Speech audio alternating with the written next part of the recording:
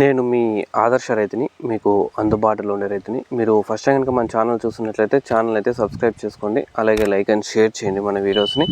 ఇంకైతే ఈ వీడియోలో మనం డిస్కషన్ చేసేది వచ్చి టమోటా నల్లమచ్చ గురించి.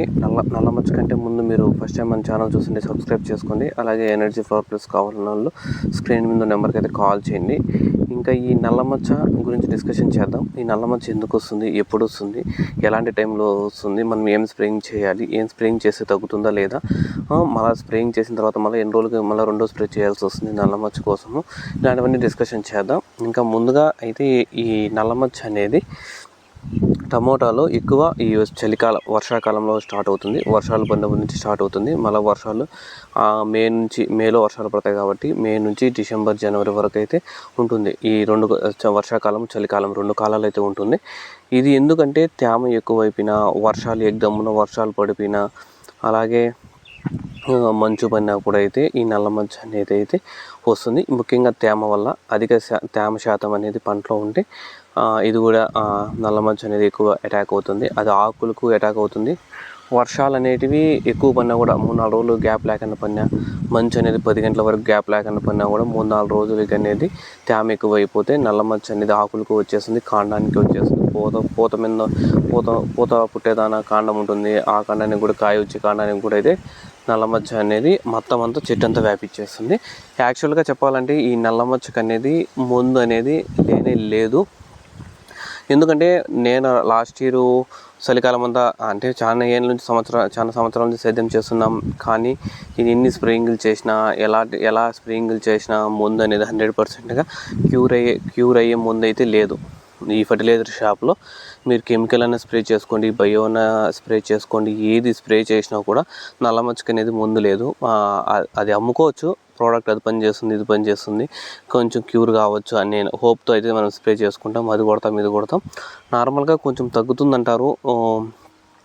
అది కూడా కన్ఫామ్గా అయితే నాకు తెలియదు. మనము స్ప్రే చేస్తున్నాము. ఇది నల్లమచ్చ కానీ కాయ గెజ్జి కానీ వర్షాలు పడితే ఎక్కువ వచ్చేస్తాయి. కాయ గెజ్జి కూడా మనం నార్మల్గా స్ప్రే చేసేది మీకు ఎవరికైనా తెలిస్తే కామెంట్ చేయండి. నల్లమచ్చకు కాయ గెజ్జికి ఇది కొడితే 100%గా వెళ్ళిపోతుంది అనేది ముందు ఉంటే చెప్పండి, నేను కూడా అయితే తెలుసుకుంటాను. మనకు అయితే తెలియదు దాని గురించి. ఎందుకంటే మనం చేస్తున్నాం, సేద్యాలు చేస్తున్న అప్పటి నుంచి కూడా అయితే ఒకసారి కాయ గెజ్జి పడింది అనుకో, అది మళ్ళీ పోదు. సేమ్ అలానే మీకు తెలిస్తే కామెంట్ చేయండి. మీకు ఎనర్జీ ఫ్లవర్ ప్లస్ కావాలనుకున్న వాళ్ళు స్క్రీన్ మీద ఉన్న నెంబర్కి అయితే కాల్ చేయండి, నేనైతే మీకైతే పంపిస్తాను. ఇది ఇంకా నల్లమచ్చ అనేది పోవాలంటే ఈ ఆక్రోబ్యాట్, ప్లాంటోమైసిన్, M45 కొంచెం రకంగా పని చేయొచ్చు, కొంచెం తగ్గించవచ్చు అంతే. తగ్గించేది కాదు, కొంచెం చెట్టుకు ఇంకా పైన పుట్టే పూతకి దానికైతే రాకుండా అయితే చేయొచ్చు. కానీ పూర్తిగా కంట్రోల్ చేసేది అయితే లేదు. మీకు చెప్పచ్చు కంట్రోల్ అయిపోతుంది, అది అయిపోతుంది, ఇది అయిపోతుంది, అదంతా ట్రాష్. ఎందుకంటే మనం 15 నుంచి టమాటా ఫీల్డ్లోనే ఉన్నాం. అది ఇంకా కాయ గెజ్జి పడుతుంది వర్షాలు ఎక్కువైపోతే, దాన్ని కూడా మనమైతే కంట్రోల్ అనేది చేయలేము. కాయకు కూడా మచ్చలు అనేది వచ్చేస్తుంది, దానిలో కూడా అయితే కంట్రోల్ చేయలేము. ఇంకా ఈ నల్లమచ్చని అయితే 100%గా అయితే కంట్రోల్ చేయలేము. ఉండే కాడికి మనం స్ప్రే చేసుకునేసి కాయలకి మళ్ళీ వచ్చే కాయలకి రాకుండా అయితే స్ప్రే చేసుకోవడం అదొకటి బెస్ట్ ఆప్షన్ అంతే.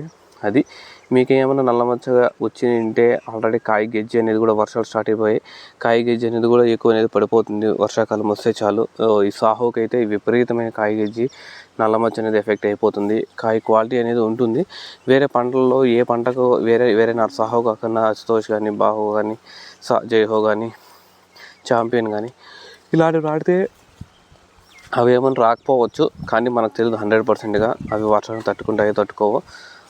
అది మీకు ఇంకేమైనా డౌట్స్ ఉంటే కామెంట్ చేయండి. నల్లమచ్చవి ఏమైనా ఉంటే చూద్దాం.